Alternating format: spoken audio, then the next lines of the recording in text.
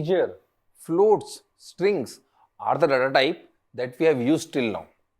We use them to store single data at a point. We accept the input, process it and give the output. But in real life programming, we need to store data collection like marks in all subjects, list of all states in the country and many more. To handle such collection of data, Python provides special data types. Hello everyone, welcome to the Python session, and today we will learn about data types in Python used to store data collection. Python provides 4 data types. They are list, tuple, dictionary and set. And for the next few sessions, we will be studying all of them. So we'll start with the list. List is a built-in data type in Python to store data collection. That is, number of data items in a single name. Don't worry too much about this definition. The list data type will be like ABC of Python after few examples. To declare the list, we'll write the variable name. Then in square bracket, we will write values separated by commas.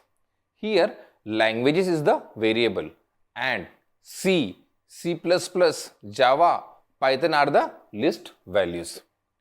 Always remember, list values are always enclosed in the square brackets and the value should be separated by a comma.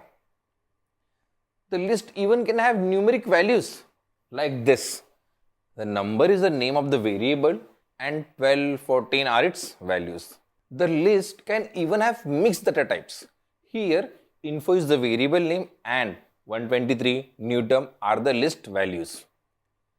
And we can even declare an empty list, just the name of the variable and then the square bracket. So now you know how to declare a list. Let's see how to display them. Well, it's pretty simple. If you want to display all the values in the list, just write print and then the name of your variables like this. Just run it. Well, you got the output. But what if you want to print elements one by one?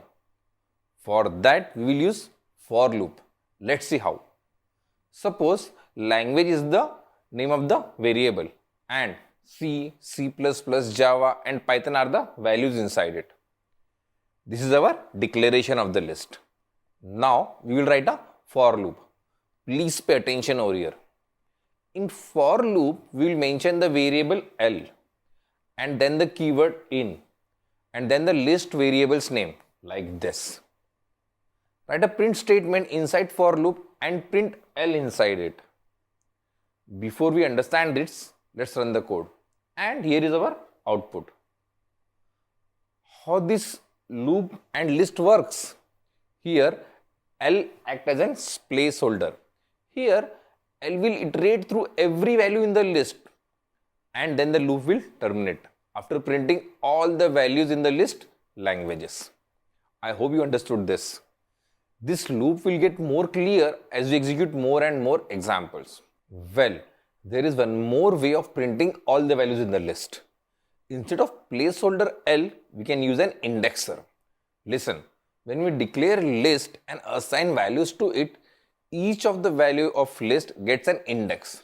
The first value will get an index 0, second 1 and so on. So, C will have index 0 in our list. C++ will have index 1 and Java will have index 2. So, if you want to access the third value of the list, we will write languages and in square bracket 2. Let's run this statement. Well, we got the output Java. If you print 1 in square bracket, we will get C++ as the output. Remember, the index starts at 0. We can use this index feature to access all the values of the list using for loop. To access list value using the index, write a for loop with I as an indexer and range as 4. And inside for loop, write a print statement. And inside print, we will write list variable name and square bracket, then type I, then close the square bracket.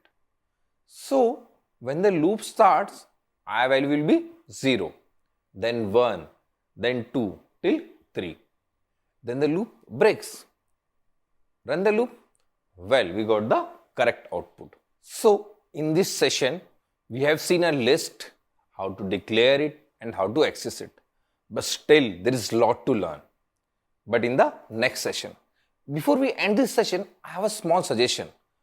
Please watch this session 2 or 3 times. It's essential to understand the concept of list before moving further. Thanks for watching.